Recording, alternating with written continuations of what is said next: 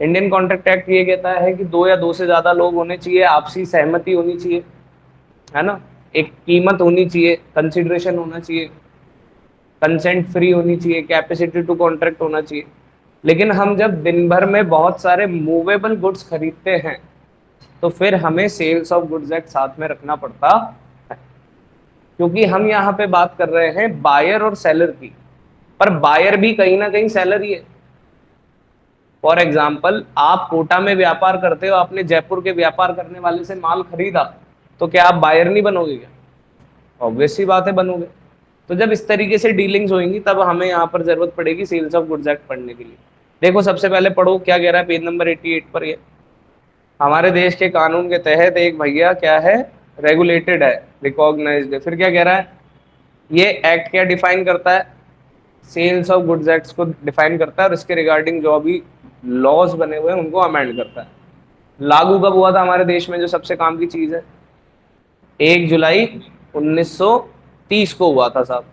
और प्रोविजंस क्या कहते हैं, प्रोविजंस कह रहे हैं कि भैया किस पे एप्लीकेबल है, सेल पर किसकी, ओनली मूवेबल प्रॉपर्टी की, केवल किसकी सेल पर वैलिड है।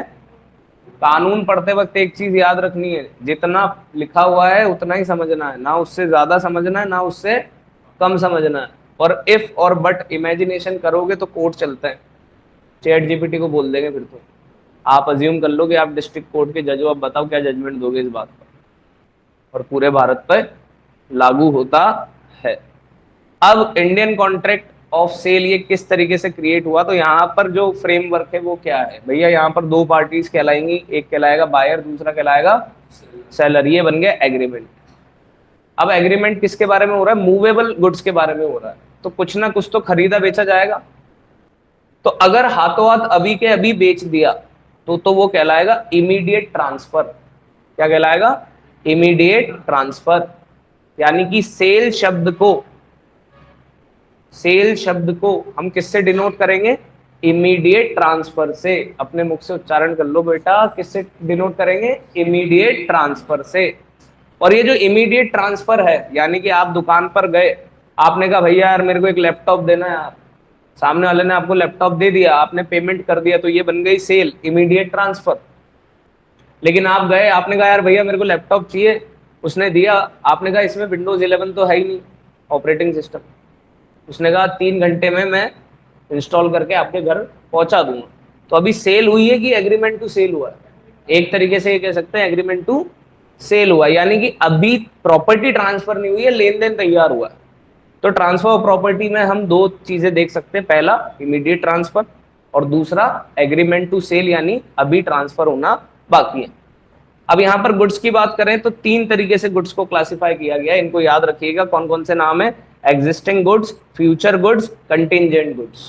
क्या नाम है बेटा, एग्जिस्टिंग, फ्यूचर और कंटिजेंट। अब एग्जिस्टिंग में भी 3 बता रखे हैं, स्पेसिफिक, असर्टेन, अनअसर्टेन।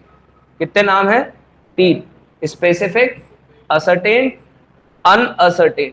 और प्राइस का मतलब है मनी कंसिडरेशन। कॉन्ट्रैक्ट कब माना जाएगा, जब प्राइस आएगी बीच में, मनी कंसिडरेशन। कितने का आ रहा है लैपटॉप, 60,000 का आ रहा है। अब ये शब्द क्या कहते हैं इनके बारे में भी हमें पता होना चाहिए। तो बायर किसको बुलाते हैं बेटा, जो खरीदे या खरीदने के लिए एग्री करे। सेक्शन कौन सा बेटा, सेक्शन 2 सबसेक्शन 1। किसका, section 2 subsection 1, sales of goods act 1930 का। सेलर कौन है बेटा, जो सेल करे या सेल करने को एग्री करे, वो बन गया सेलर। एग्जाम्पल पढ़ लो एक बार, क्या कह रहा है, 1 जून 2025 में आकांक्षा एग्री करती है सेल करने को 100 बिल्स ऑफ कॉटन टू बाला। कितने रुपए में, 1000 रुपए में। तो आकांक्षा बन गई सेलर और बाला भैया बन गए हमारे बायर। अच्छा आगे आते हैं बेटा, क्या कह रहा है, गुड्स। तो ये पूरी डेफिनेशन एक साथ पढ़नी है अपने को, एक बार रीड करते हैं।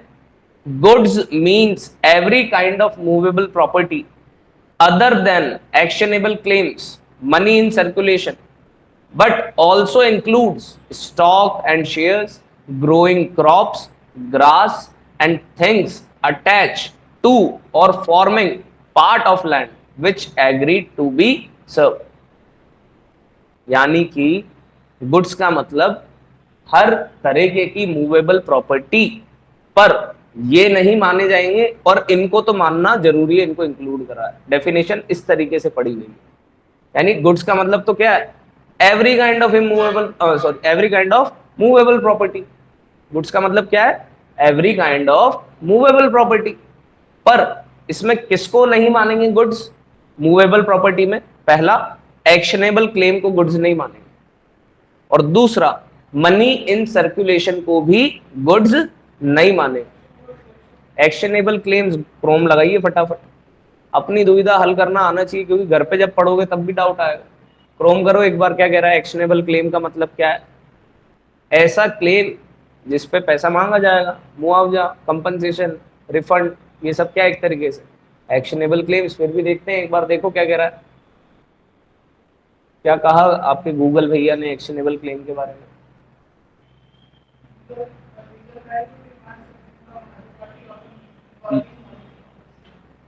जो मैंने कहा लगभग वही, जब एक पार्टी किसी दूसरी पार्टी से लीगली कुछ मांग रही हो, जिसमें मॉनेटरी भी हो सकता है, मेरे को मेरी गाड़ी वापस कर, ये भी एक्शनेबल क्लेम मांग गया एक तरीके से देखा जाए तो।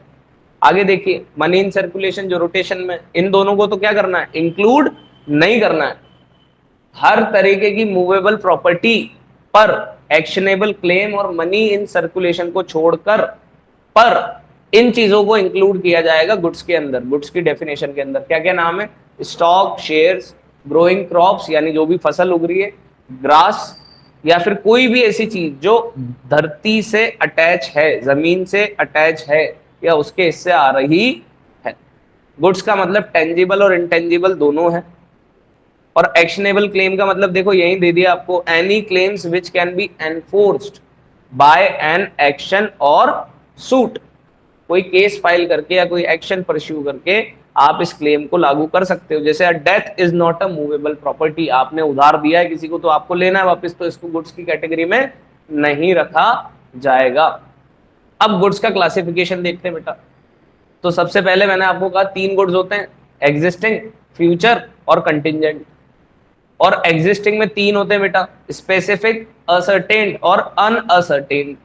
अब क्लासिफिकेशन देखते हैं। देखो एग्जिस्टिंग के लिए क्या कह रहा है, ऐसे गुड्स जो सेल के समय एग्जिस्ट करते हैं बायर और सेलर के सामने, यानी कि सेलर के पास है, यानी कि पोजीशन में है, सेलर ने अपने पास खरीदे हुए, ओन कर रहे हुए, सेलर के नाम पे है, या फिर सेलर की एक्वायर्ड कंडीशन में है, और वो कौन किसको देना चाह रहा है, बायर को देना चाह रहा है। किस समय पर है ये एक्वायर, पोजीशन या फिर ओन?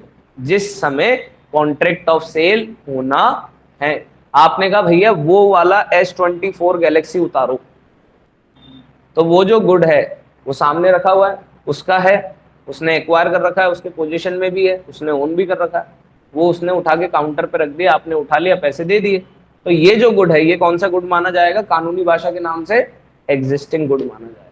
कौन सा गुड माना जाएगा?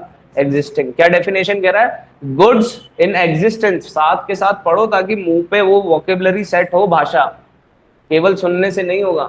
क्या कह रहा है definition? Goods in existence at the time of the contract of sale, या फिर और गुड्स ओन्ड, पोजेस्ड और एक्वायर्ड, तीनों हो ये जरूरी नहीं है। तीनों के बीच में क्या दिख रहा है? स्लैश, डंडा है बीच में, आड़ा। या ओन करे हुए हो, या पोजीशन में हो, या एक्वायर करे गए हो, किसके द्वारा? सेलर के द्वारा। किस समय पर? कॉन्ट्रैक्ट ऑफ सेल के समय पर। अब एग्जिस्टिंग गुड सेक्शन 6 बताता है, पर इसके भी 3 टाइप हैं, स्पेसिफिक, असर्टेन और अनअसर्टेन। जैसा कि मैंने आपको कहा भैया वो S24 उतार के देना, ये मैंने क्या पॉइंट कर दिया? फिंगर पॉइंट कर दी। मैंने एग्जिस्टिंग गुड में भी एक पर्टिकुलर गुड को मार्क कर दिया, तो ये बन गया स्पेसिफिक गुड, जिसको आइडेंटिफाई कर लिया हो और जिसपे एग्री हो चुके हो। ये 2 शब्द हैं निशांत बाबू जो आपकी कॉपी में होने चाहिए जब आप स्पेसिफिक गुड्स की डेफिनेशन लिख रहे हो। क्या है वो 2 शब्द? Identified and agreed upon. ऐसे गुड्स जिनको आइडेंटिफाई कर लिया हो और जिन पे बायर और सेलर एग्री हो जाए कॉन्ट्रैक्ट ऑफ सेल के टाइम पे, उन गुड्स को क्या नाम से बुलाया जाएगा? Specific good. और ये किसकी कैटेगरी में आते हैं? एग्जिस्टिंग गुड्स की कैटेगरी में आते हैं। अगला शब्द आया बेटा असर्टेन्ड गुड्स, जो एग्रीमेंट के हिसाब से आइडेंटिफाई होंगे। आप एक शोरूम पे गए, आपने कहा मेरे को मारुति की स्विफ्ट कार दिखाओ साहब, तो जो सामने डीलर बैठा हुआ है वो बन गया सेलर, आप बन गए बायर। अब अंदर शोरूम में 10 गाड़ियां रखी हुई है, उसमें से एक गाड़ी आपके लिए निकाली जाएगी, तो ये जो गुड हो रहा है ये क्या कहला रहा है? असर्टेन। एग्जाम्पल देखो, A owns 10 Maruti cars, B contract with A to buy 1 out of them, all after the contract A keeps out 1 car to be given to B. नहीं हुआ, आपके लिए एक गाड़ी निकाल दी है, छोटू गोडाउन से वो वाला पीस निकाल के ला। ये स्पेसिफिक आइडेंटिफाई कहां किया? दोनों ने भी एग्री हुए, नीले कलर की स्विफ्ट है, पर कैसी दिखती है ये तो आपके सामने खड़ी हुई नहीं है, अभी आपने चेक नहीं करी गाड़ी। 10 में से कोई एक गाड़ी निकल के आएगी, वो जब आ जाएगी निकल के बाहर आप दोनों के सामने, और आप उसे आइडेंटिफाई करके एग्री करोगे। यहाँ एग्रीमेंट, एग्री आपने पहले कर लिया है, आइडेंटिफाई जो है वो फिर एग्रीमेंट के बाद हो रहा है, एज पर द एग्रीमेंट हो रहा है। आप एक बार फाइल करो, साइनिंग करो, फिर गाड़ी दिखाते हैं आपको। या आप पहुंच गए, जूस पी रहे हो, अभी गाड़ी दिखाने की बात हो रही है, तो अभी वो गाड़ी क्या काउंट होगी? असर्टेन गुड्स में काउंट होगी। आप अंदर गए गोडाउन में, आपने एक कार को चुन लिया या वो चुन के ले आया, तो फिर वो चीज क्या बन जाएगी? स्पेसिफिक बन जाएगी। तो फिर वो स्पेसिफिक ही है। एग्रीमेंट के पहले या एग्रीमेंट करते वक्त अपॉन, अपॉन शब्द है, agreed upon eight the time of contract, contract करते समय आपने गुड्स को आइडेंटिफाई कर लिया तो वो स्पेसिफिक है। पर आइडेंटिफिकेशन एग्रीमेंट के हिसाब से होगा, कॉन्ट्रैक्ट ऑफ सेल होने के बाद तो वो असर्टेन्ड है। डिफरेंस क्लियर हो गया? तीसरा अनअसर्टेन्ड, कोई सी भी एक ले आओ, या 3 महीने बाद में कोई सी भी एक ले जाऊंगा, मैं आऊंगा 3 महीने बाद, ये आप पेमेंट पकड़ो, 3 महीने बाद इनमें से कोई सी भी एक गाड़ी में उठा के ले जाऊंगा, तो अभी गुड्स की कैटेगरी क्या बन गई? अनअसर्टेन्ड बन गई। अभी स्पेसिफिकली आइडेंटिफाइड भी नहीं हुआ है और असर्टेन भी नहीं हुआ। एग्जाम्पल में बस थोड़ा सा चेंज है, देखिए क्या कह रहा है। A owns 10 Maruti cars, B contract with A to buy any 1 car out of them. तो अभी तो फाइनली नहीं हो पाया, आइडेंटिफिकेशन तो दूर की बात है, अभी तो असर्टेन भी नहीं कर रहे आप, अभी तो कह रहे हो देख लेंगे, इनमें से कोई सी भी एक ले जाऊंगा भैया। तो अब ये कौन सी कैटेगरी में आ गए? अनअसर्टेन। भैया उनमें से कोई सी भी एक नीली वाली, ये वाली निकाल दो, तो कॉन्ट्रैक्ट हो चुका है, तो अब ये बन गया असर्टेन। यानी स्पेसिफिक गुड तो तब होगा जब कॉन्ट्रैक्ट करते वक्त आइडेंटिफाई भी हो गया और एग्री भी हो गए। असर्टेन्ड कब होगा? एग्रीमेंट के दौरान आप आइडेंटिफाई करो, पर कॉन्ट्रैक्ट ऑफ सेल आपका हो चुका है, जैसा एग्रीमेंट में लिखा हुआ है, अब आपको उस तरीके से चलना पड़ेगा। और अनअसर्टेन, अभी आपने स्पेसिफिकली आइडेंटिफाई नहीं किया, या यूं कहें कि असर्टेन्ड भी नहीं हुआ है, अभी तो एग्रीमेंट की प्रक्रिया चल रही है, तो फिर ये बन गया हमारा eight the time of making contract ascertainment नहीं है, स्पेसिफिकली आइडेंटिफाइड नहीं है, तो ये बन गए अनअसर्टेन गुड्स। अब ये फ्यूचर और कंटिजेंट क्या होते हैं देखते हैं आप। फ्यूचर गुड्स के बारे में क्या बोल रहा है देखिए, फ्यूचर गुड्स के लिए बोल रहा है कि ऐसे गुड्स जो मैन्युफैक्चर होंगे, प्रोड्यूस होंगे या एक्वायर होंगे सेलर को भी कॉन्ट्रैक्ट ऑफ सेल होने के बाद, आपसे ऑर्डर लूंगा, एडवांस लूंगा, उसके बाद प्रोडक्शन शुरू होगा, तो ये कौन सी गुड्स की कैटेगरी में आ गए? फ्यूचर गुड्स की कैटेगरी में आ गए।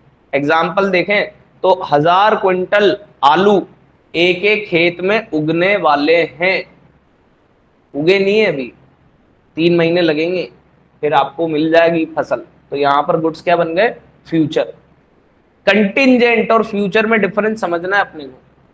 किसी अनसर्टेन कंटिजेंसी यानी कि किसी अनसर्टेन इवेंट पे जब डिपेंड हो जाए एक्विजिशन, तो फिर ये चीज कंटिजेंट बन गई। भैया अगर माल मेरे पास सही आ गया तो मैं आपको कल के कल पहुंचा दूंगा, मैंने मंगा रखे हैं आपके लिए लेदर जैकेट, पर अभी यूएसए से शिपमेंट आया नहीं है, अगर आ गया तो पहुंचा दूंगा, पर अगर बीच में डूब गया तो नहीं पहुंचा पाऊंगा। यानी कि यहाँ पर हैपनिंग और नॉन हैपनिंग पर बात चल रही है। तो ये कैसे गुड्स की कैटेगरी में बिलोंग कर गए? कंटिंजेंट गुड्स की कैटेगरी में बिलोंग कर गए।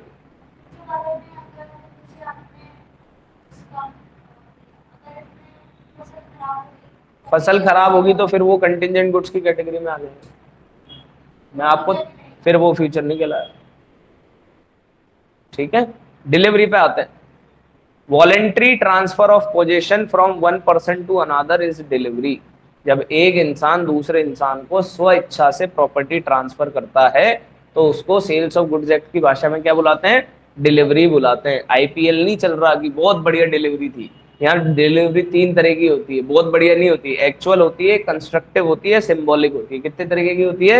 एक्चुअल, कंस्ट्रक्टिव और सिंबॉलिक। एक्चुअल क्या कह रहा है? ऐसे गुड्स जो फिजिकली डिलीवर करे जाए बायर को, जैसे कि एप्पल की घड़ी, एप्पल का मोबाइल फोन, आपके सैमसंग के एयरपोर्ट्स आपके हाथ में हैं, आप पैसा दे रहे हो और आपके पास हैं, तो ये कैसी डिलीवरी हुई? Actual delivery. कंस्ट्रक्टिव के लिए क्या कह रहा है? Without any change in the custody और actual position of the thing. एक गोडाउन है जिसका गेट कीपर है निशांत। मैंने निशांत को फोन करके ये कहा कि मैंने कहा वो अंदर 12 कट्टे हैं ना, वो अपन ने समीर को भेज दिए, तो अब वो समीर के हो गए। समीर लेने नहीं आया अभी, पर अब निशांत उन गुड्स को मेरे नाम पर होल्ड नहीं करेगा। अब किसके नाम पे होल्ड करेगा? समीर के नाम पे होल्ड करेगा। किसकी रिक्वेस्ट पे? मेरी रिक्वेस्ट पे। तो एक्चुअल डिलीवरी हो गई। गुड्स डिलीवर नहीं हुए, राइट तो ट्रांसफर है और जानकारी पूरी है, तो ये कंस्ट्रक्टिव हो गया। पर अभी कस्टडी में कोई चेंज नहीं आया, जहां थे वही है गुड्स। तो ये कैसी डिलीवरी हुई? कंस्ट्रक्टिव। सिंबॉलिक, आपको कुछ ऐसा टोकन मिल जाए जिससे ये पता चल जाए कि ये आपका हो गया माल। क्या लिखा हुआ है? Delivery of a thing in token of a transfer of something. अब मैंने इसको वेयर हाउस में रखा हुआ माल नहीं दिया, मैंने वेयर हाउस की चाबी दे दी, मैंने कहा तेरी जब इच्छा हो ले जाना। तो ये मैंने कौन सी डिलीवरी करी? सिंबॉलिक डिलीवरी करी। समझ में आई बात? क्लेरिफाई है? बैठ गया? एक्चुअल, कंस्ट्रक्टिव और सिंबॉलिक। भाई जिस ट्रक में माल जाना है उस ट्रक की चाबी इसको दे दी, तो ये को क्या हो गया? सिंबॉलिक हो गया। ले जा, तेरी जा इच्छा पड़े। गुड्स वहीं रखे रहेंगे, आप जब चाहो तब आ जाना ले जाना, तो ये हो गया कंस्ट्रक्टिव। ये गुड्स ले गया और पैसे दे गया, तो ये हो गया एक्चुअल। ये आखिरी चीज पढ़ते हैं, फिर आगे कंटिन्यू करेंगे कल। Document of title to good क्या कह रहा है देखिए, नीचे से पढ़िएगा। प्रूफ ऑफ द पोजेशन और कंट्रोल ऑफ द गुड्स, दो चीजें हैं। पहला तो किसका प्रूफ मांग रहा है? पोजेशन का, कि आपके पास है। या फिर दूसरी चीज क्या कह रहा है? आपके पास गुड्स का कंट्रोल हो। या फिर क्या हो? आपके पास ऑथोरिटी हो, या आपको ऑथोराइज किया गया हो इसको इस्तेमाल करने के लिए, या एंडोर्स करने के लिए, या डिलीवर करने के लिए। तो ये जो पोजेसर है, जिसके पास ये डॉक्यूमेंट ऑफ ट्रांसफर है, ये कहलाएगा document of title to good. Example, bill of lading, dock warrant, warehouse keeper certificate, wharfinger certificate, railway receipt.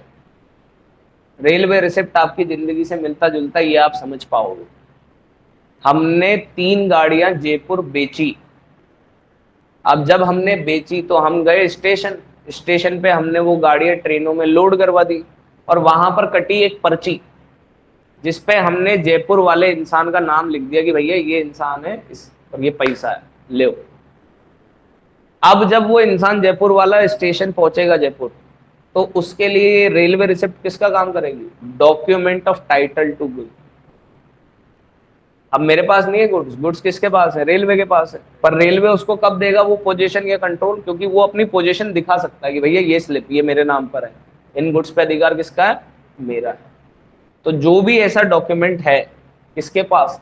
Possessor के पास, जो पोजीशन का प्रूफ दे, या कंट्रोल बताए, या ऑथोरिटी बताए, चाहे एंडोर्स करने की चाहे डिलीवर करने की, तो वो चीज हमारे लिए document of title to good बनता